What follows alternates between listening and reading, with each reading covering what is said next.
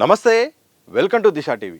నాగర్ కర్నూలు జిల్లా కుమ్మెర జాతరలో జరిగిన ఘర్షణ పసిపాప మరణం ఇప్పుడు రాష్ట్ర వ్యాప్తంగా పెను సంచలనం రేపుతోంది.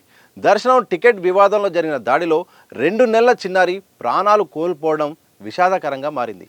ఈ ఘటనపై బీఆర్ఎస్, బీజేపీ, సిపిఐ, సిపిఎం, ధర్మ సమాజ్ పార్టీ వంటి పార్టీలు పెద్ద ఎత్తున ఆందోళన చేపట్టాయి.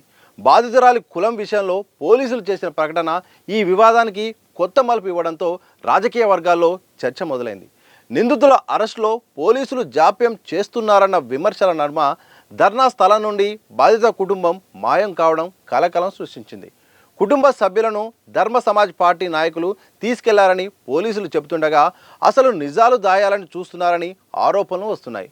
రోజుకో మలుపు తిరుగుతున్న ఈ కేసులో బాధ్యులకు శిక్ష పడుతుందా లేక రాజకీయాల మధ్య ఈ ఘటన మరుగున పడుతుందా అని ప్రజలు ఎదురు చూస్తున్నారు. నాగర్ కర్నూలు జిల్లా కుమ్మెర గ్రామంలో జాతర సందర్భంగా చోటు చేసుకున్న ఈ ఘటన ఇప్పుడు రాష్ట్ర వ్యాప్తంగా సంచలనంగా మారింది. దైవ దర్శనం కోసం నిర్ణయించిన 100 రూపాయల టికెట్ విషయంలో జాతర పెద్దలకు స్థానిక మహిళలకు మధ్య తలెత్తిన వివాదం చిలికి గాలివాన్లా మారింది. ఈ ఘర్షణలో ఓ కుటుంబంపై దారుణంగా దాడి జరగడం, అదే సమయంలో 2 నెలల పసిపాప అస్వస్థకు గురై ప్రాణాలు కోల్పోవడం ప్రకంపనలు సృష్టించింది. ఈ ఘటనపై సర్వత్రా నిరసనలు వ్యక్తమవుతుండడంతో పోలీసులు కేసును దర్యాప్తు చేస్తున్నారు. ఈ ఘటన వెలుగులోకి రాగానే రాజకీయ పార్టీలు రంగప్రవేశం చేశాయి.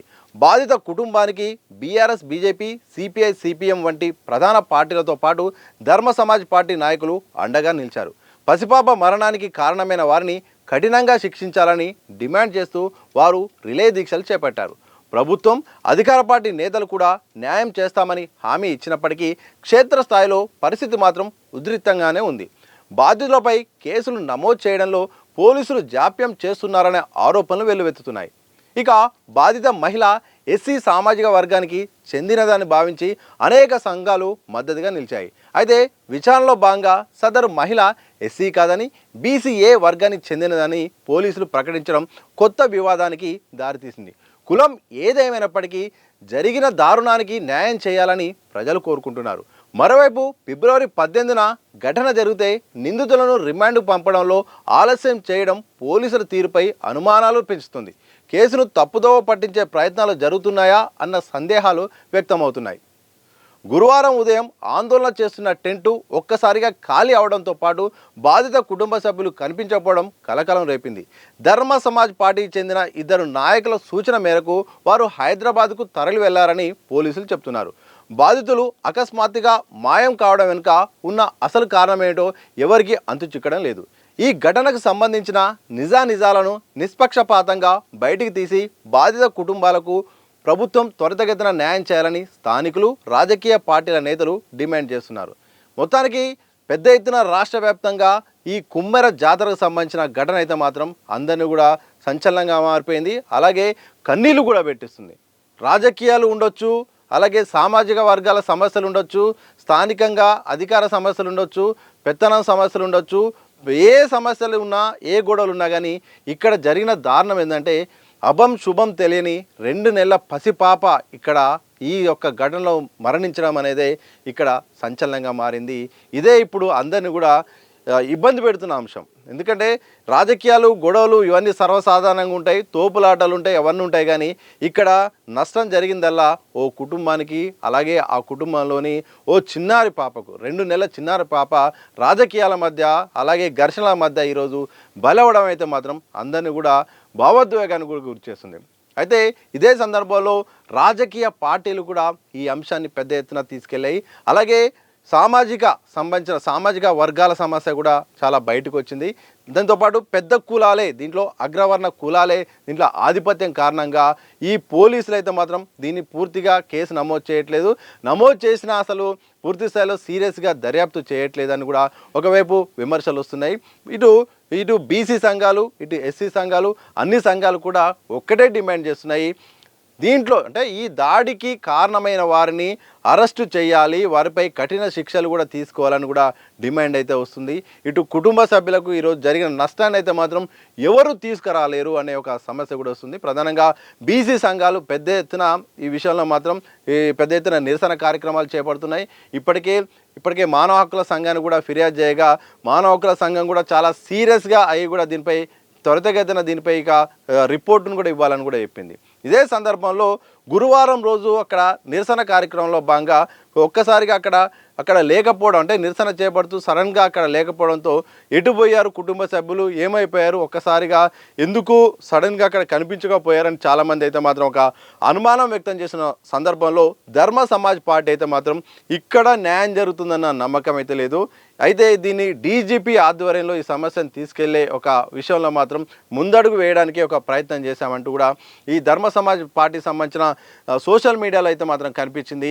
ఇవాళ అంటే శుక్రవారం రోజు అయితే మాత్రం డీజీపీ ఎదుట కనిపించి అక్కడ విషయం ఫిర్యాదు చేసి తక్షణమే చర్యలు తీసుకోవాలి, త్వరితగతిన దీనిపై దర్యాప్తు చేపట్టాలి, అన్యాయం జరుగుతుంది, ఇక్కడ లేట్ అవుతుంది, ఒకవైపు అక్కడ అక్కడ కనిపిస్తున్న ఒకవైపు బాధితులు బాధపడుతున్నారు, మరోవైపు అక్కడ కనిపిస్తున్నా కానీ కనీసం అక్కడ ఎలాంటి చర్యలు అయితే చేపట్టట్లేదు, ఇప్పటికైనా దీనిపై సీరియస్ తీసుకోవాలని కూడా ఈ అంశం ఇక రాజధాని వరకు అయితే వచ్చింది. ఇవాళ ఏ టైంలోనైనా కానీ ధర్మ సమాజ్ పార్టీ వాళ్ళైతే మాత్రం డీజీపీని కలిసే అవకాశం ఉంది. అలాగే ఈ అంశాన్ని పెద్ద ఎత్తున తీసుకెళ్లే అంశం అయితే కనిపిస్తోంది. ఇక్కడ సామాజిక వర్గాల సమస్య విషయానికి వస్తే మాత్రం ఎస్సీ సామాజిక వర్గానికి చెందిన మహిళ అంటూ మొదట్లో ప్రచారం జరిగాక పోలీసులు ఎస్సీ కాదు బీసీ అని చెప్పారు. అయితే బీసీ సంఘాలు కూడా మొదటి నుండి కూడా విమర్శలు చేశాయి. బీసీ సంఘాలు కూడా దీన్ని పెద్ద ఎత్తున తీర్మాన్ మల్లన్న లాంటి వాళ్ళు అవుతుంది, అలాగే ధర్మ సమాజ్ పార్టీకి సంబంధించిన విశారదన్ మహారాజ్ గారు అవుతుంది, అక్కడ నేరుగా ఆ రోజు వెళ్ళి కూడా మా బడుగు బలహీన వర్గాలకు సంబంధించిన వారికి అన్యాయం జరుగుతుందని కూడా వాళ్ళు చెప్పే ప్రయత్నం చేశారు. పెద్ద ఎత్తున పోలీస్ స్టేషన్కి వెళ్ళారు, కేసు నమోదు చేయాలి, చాలా ప్రూఫ్లు చక్కగా ఉన్నాయి, విజువల్స్ ఉన్నాయి, అందరు కనిపిస్తూ ఉన్నారు, దాడి చేసినట్టు ఆధారాలు ఉన్నాయి, కానీ ఎందుకు ఆలస్యం చేస్తున్నారని కూడా విమర్శలు వస్తున్నాయి.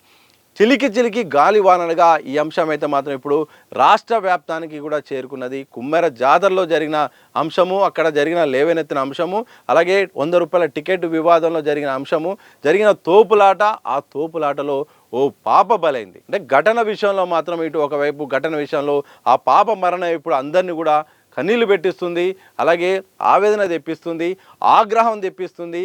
జరిగిన ఘటన తర్వాత దర్యాప్తు తీరు కూడా పోలీసులు వ్యవహరిస్తున్న తీరుపైన కూడా ఇటు ప్రతిపక్షాలకు, బీసీ సంఘాలకు, కుటుంబ సభ్యులకు కూడా ఒక ఆవేశం తెప్పించేలాగుంది. ఒకవైపు ఎందుకు ఇంత ఆలస్యం చేస్తున్నారు, చాలా అన్యాయం జరుగుతుంటే అక్కడ ఆధారాలు ఉంటే ఇలాగే చేస్తారా, వేరే అదే పెద్ద సామాజిక వర్గం అయితే అగ్రకులాలకు సంబంధించిన వాళ్ళు అయితే ఇక్కడ బాధితులు అయితే మాత్రం ఇలాగే వ్యవహరించేవారా అంటూ కూడా ఒక వివరాలు వస్తున్నాయి. అంటే చిన్నవాళ్ళు, బీసీలు, అలాగే ఎస్సీలు, మామూలు సామాజిక వర్గాలు అయితే మాత్రం న్యాయం ఒకలాగా ఉంటుంది, పెద్దవాళ్ళకు మరొకలాగా ఉంటుందా, సీఎం సొంత జిల్లాలోనే ఇట్లా ఉంటే బయట ఉంటే పరిస్థితి ఏంటి, కావాలని అధికార పార్టీ దీంట్లో కొమ్ము కాస్తుంది, అధికార పార్టీ కావాలని ఈ యొక్క కేసును దర్యాప్తు కాకుండా ఒత్తిడి తెస్తుందని విమర్శలు వస్తున్నాయి. అంటే ఎన్నో విమర్శలు వస్తున్నాయి, చాలా అంశాలు వస్తున్నాయి. ఒకవైపు మానవ హక్కుల సంఘం సీరియస్ అవుతుంది, మరోవైపు విచారణ ప్రాసెస్ సంబంధించిన దానిపైన కూడా ఆరోపణలు వస్తున్నాయి. పోలీసులు వివరించిన వివరాలపైన కూడా ఇటు అందరు కూడా ఆశ్చర్యానికి గురి చేస్తుంది. ఇక్కడ సామాజిక వర్గంగా సమస్య, ఎస్సీ కాకపోతే బీసీ, కానీ ఇక్కడ అన్యాయం జరిగింది. అన్యాయానికి సంబంధించిన విషయాల్లో మాత్రం న్యాయం జరగాలి, దర్యాప్తు జరగాలని డిమాండ్ చేస్తున్నాం. మరి చూడాలి, ఇప్పుడు హైదరాబాద్ వరకు వచ్చింది పరిస్థితి, మరి డీజీపీకి కంప్లైంట్ ఇచ్చిన తర్వాత నెక్స్ట్ ఏం జరగబోతుంది, మరి పోలీసు శాఖ దీనిపై ఇక ఇలాంటి ఘటనలు జరగకుండా ఇంకా సీరియస్ తీసుకునే అవకాశం ఉందా, లేకపోతే రాజకీయాల నడుమ ఈ యొక్క అంశం అయితే మాత్రం మెల్లమెల్లగా ఇక దాని ప్రభావం కోల్పోతుందనేది మాత్రం మరికొద్ది రోజుల్లో ఈ అంశంపై ఒక స్పష్టత రాబోతుంది.